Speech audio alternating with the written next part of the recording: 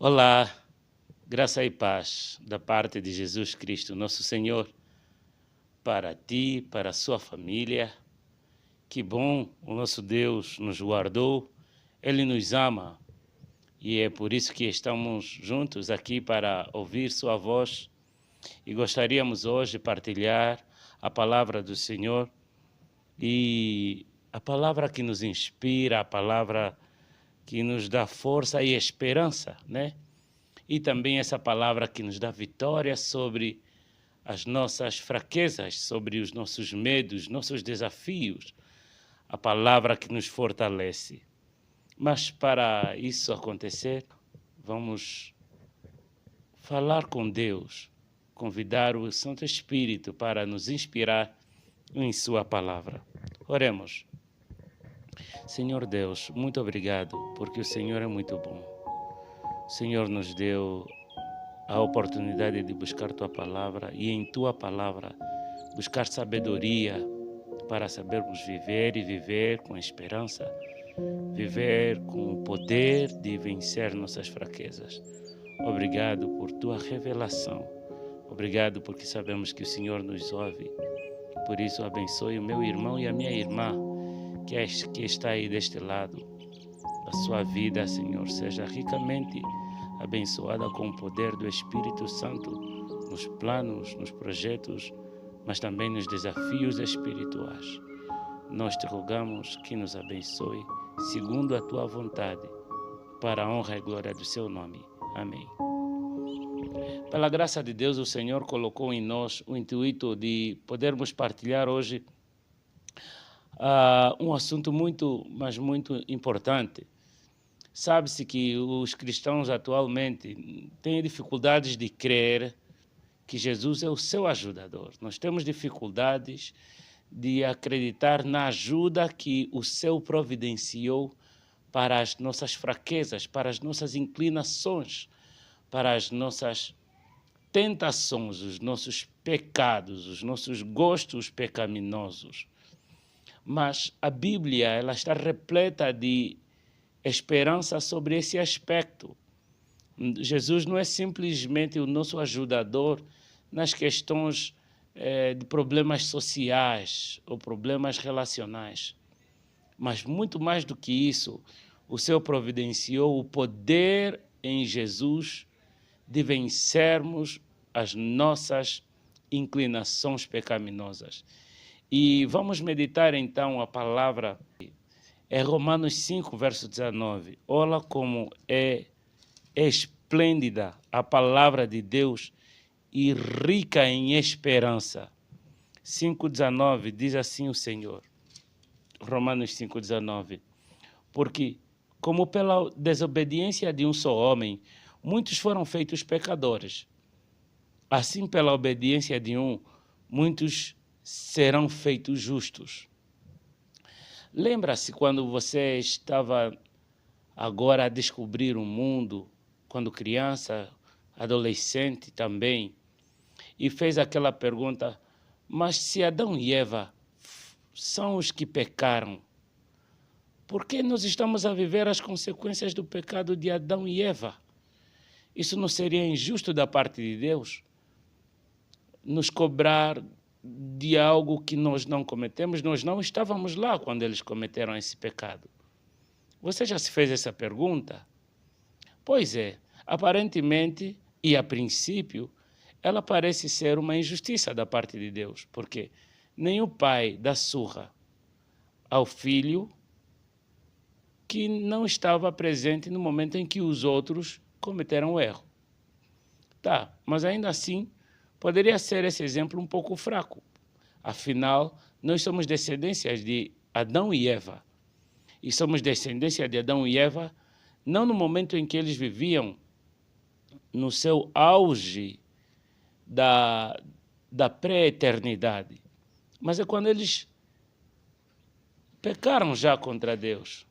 Então, aparentemente, Deus está a ser injusto conosco, porque somos descendência de Adão pós-pecado. Estamos morrendo, estamos nos automutilando, Estamos, ou seja, o mal se instalou de tal forma que a terra geme. A terra geme. E a pergunta é, onde está a justiça de Deus? Onde está a justiça de Deus? Se nós não estávamos lá quando Adão e Eva pecaram. E agora estamos pagando pelos pecados de Adão e também pelos nossos pecados, porque agora a nossa natureza se tornou caída, com maior tendência ao pecado do que à obediência. É uma natureza caída porque ela é fraca, tem mais tendência à obediência ao mal do que à obediência ao bem. Temos tanta fraqueza que errar é o que nos é mais fácil fazer. Não é que errar é a única coisa que sabemos fazer. Lembra de Paulo quando ele diz que o bem que eu quero não faço, mas o mal que eu não quero, esse eu faço. Então essa é a nossa natureza. Mas se a natureza caída ainda tem o pensamento de querer fazer o bem, significa que ela não é totalmente caída. Ela tem a inclinação à queda. Mas então a pergunta é essa, cadê a justiça de Cristo, de Deus? Cadê a justiça de Deus? Adão e Eva no Éden foram postos nas mais favoráveis circunstâncias. Não estavam sob a condenação do pecado.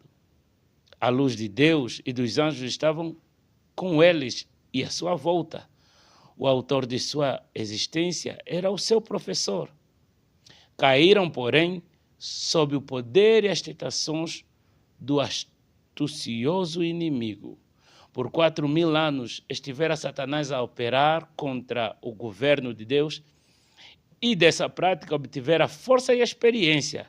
Imagina, se nos dias de Jesus haviam se passado 4.000 anos e Satanás já tinha tanta força e experiência contra os seres humanos e contra Deus, agora então que estamos completando os 6.000 anos.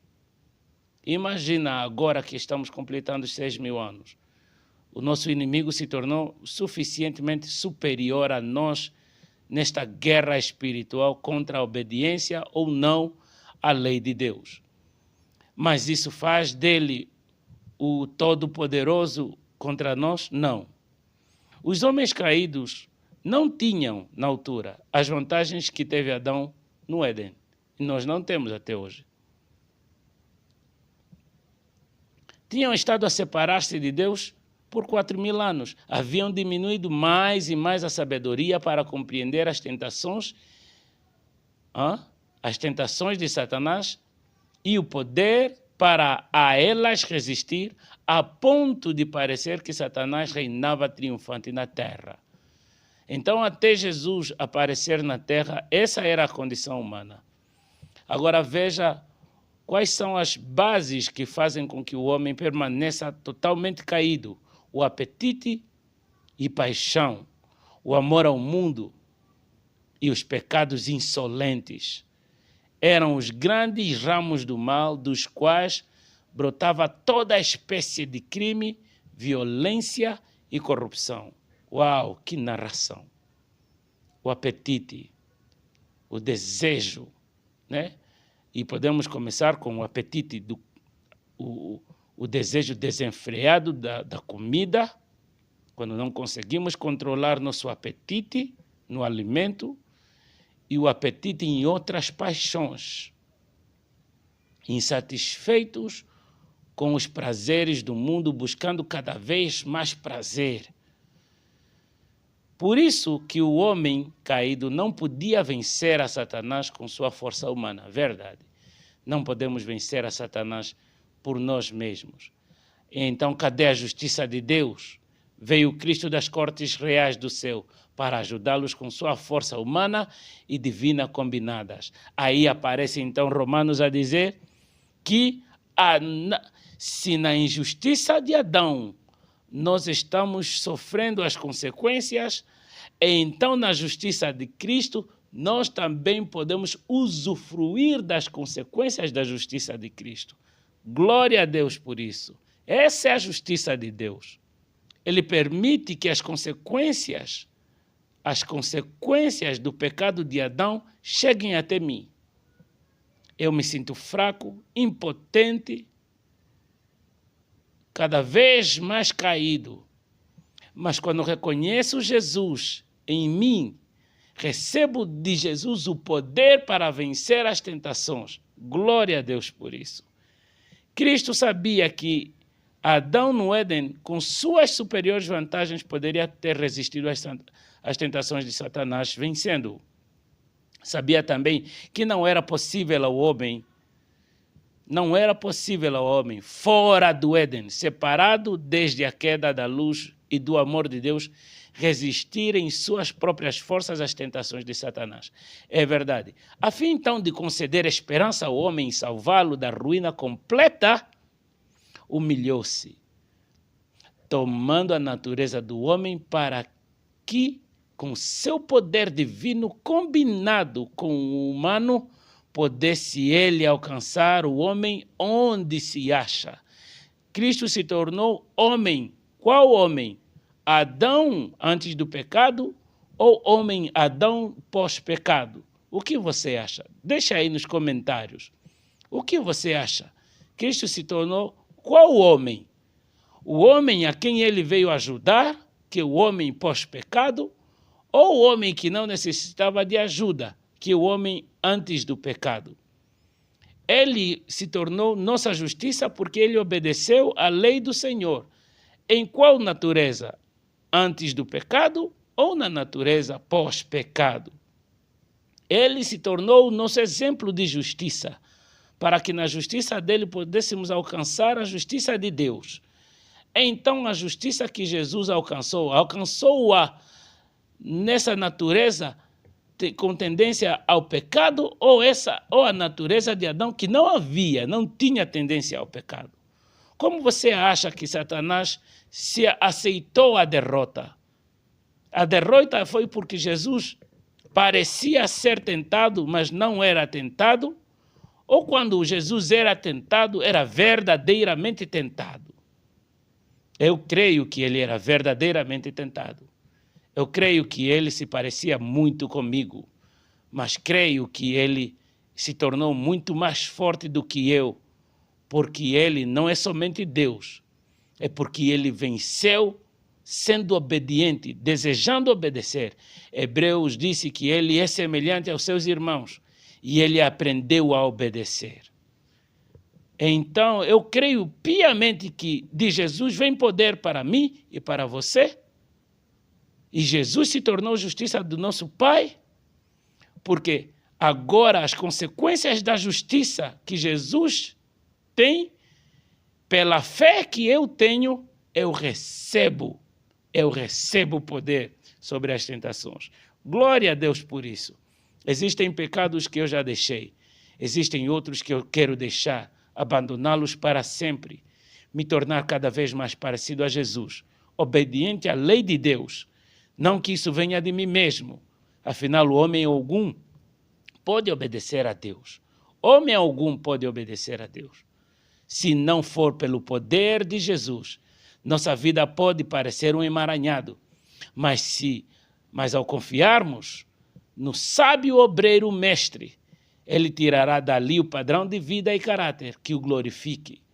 E esse caráter que exprime a glória, o caráter de Cristo, será aceito no paraíso de Deus. Amém. Amém. Todos os que pela fé obedecem os mandamentos de Deus atingirão. Esse é um texto altamente esperançoso. Eu gostaria que você cresce nesse texto. Todos os que pela fé obedecem os mandamentos de Deus atingirão as condições de impecaminosidade em que Adão vivia antes de sua transgressão. É para lá onde Jesus quer levar-nos, para a natureza de Adão antes do pecado. Por agora, como? Com esse corpo que morre? Não. Com esse corpo que morre, não. Por enquanto, é pelo poder da transformação do caráter, diz Romanos 12. Não nos conformando com o mundo, vivendo obedientes à lei de Deus, como Adão vivia antes de pecar. E o poder de Jesus transforma o nosso caráter. Quando ele voltar, transformará esse corpo corruptível em corpo incorruptível. Glória a Deus por isso. Esse é teu desejo?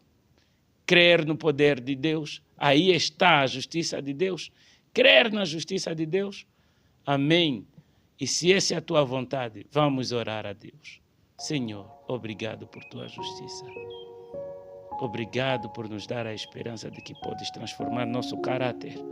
Nós somos pecadores, mas cremos que o poder de Jesus pode transformar nosso caráter, pode nos tornar de transgressores para justos. O Senhor, afinal, não apenas nos declara justos em teu sangue, mas o Senhor, pelo poder do Espírito Santo, nos transmites o teu caráter de obediência, de justiça. Nós te agradecemos, Senhor, por esta palavra, por nos libertar da escravidão e por nos libertar da escuridão e nos dares um novo conhecimento, à luz do conhecimento de que o Senhor se fez justo e se faz justo para tornar-nos justos para sempre. Muito obrigado, Senhor. Por favor, aceita a nossa adoração, aceita o nosso pedido, nosso clamor de perdão. Perdoa-nos, mas comunica-nos o teu caráter para sermos semelhantes a ti. Louvado sejas por isso, Senhor. Nós te agradecemos e te pedimos em nome de Jesus, ó Pai Celeste. Amém. Amém. Que o Senhor te abençoe. Até a próxima.